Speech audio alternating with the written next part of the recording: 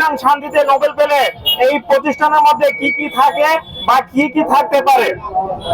আমরা এখানে যারা এসেছি আমাদের মতো 2,500 থেকে 3,000 লোক দৈনিক ভিত্তিতে যোগ ধরে কাজ করতেছে। আমরা যারা এখানে এসেছি কেউ 20 বছর 25 বছর যাবৎ এই দৈনিক ভিত্তিক ভাবে এই শান্তিতে নোবেল পুরস্কার বিজয়ী প্রতিষ্ঠানে কাজ করতেছি।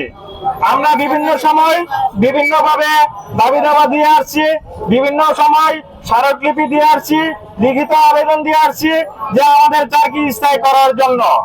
কিন্তু গ্রামীণ ব্যাংক প্রশাসন কখনো আমাদের দাবিগুলো পূর্ণ করেন নাই এবং তারা মেনে নেন নাই। আজকে গ্রামীণ ব্যাংকের প্রশাসন আমাদেরকে এই জায়গাতে আসতে বাধ্য করেছেন। তাই আমরা বলবো গ্রামীণ ব্যাংকের প্রশাসনকে যে স্যার, আমরা আপনাদের সন্তান হিসেবে অনুরোধ করতে চাই, আমরা আপনাদের ভাই হিসেবে অনুরোধ করতে চাই, এই গ্রামীণ ব্যাংকের সম্মান, এই শান্তিতে নোবেল পুরস্কার বিজয়ী প্রতিষ্ঠানের সম্মান, এই বাংলার গৌরব ডক্টর প্রফেসর মোহাম্মদ ইউনূস স্যারের সম্মান আপনারা নষ্ট করবেন না।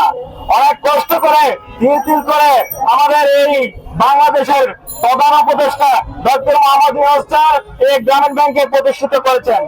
তিনি এই কথা বলেন নাই যে তোমরা গ্রামীণ ব্যাংকের পিয়নদেরকে তাড়িয়ে দাও, বিতাড়িত করে দাও, এই কথা তিনি কখনো বলেন নাই। অতএব আমি আপনাদেরকে অনুরোধ করে বলছি, স্যার আপনারা গ্রামীণ ব্যাংকের সম্মানটুকু নষ্ট করবেন না। অবিলম্বে আমাদের দাবিগুলো আপনারা মেনে নিন।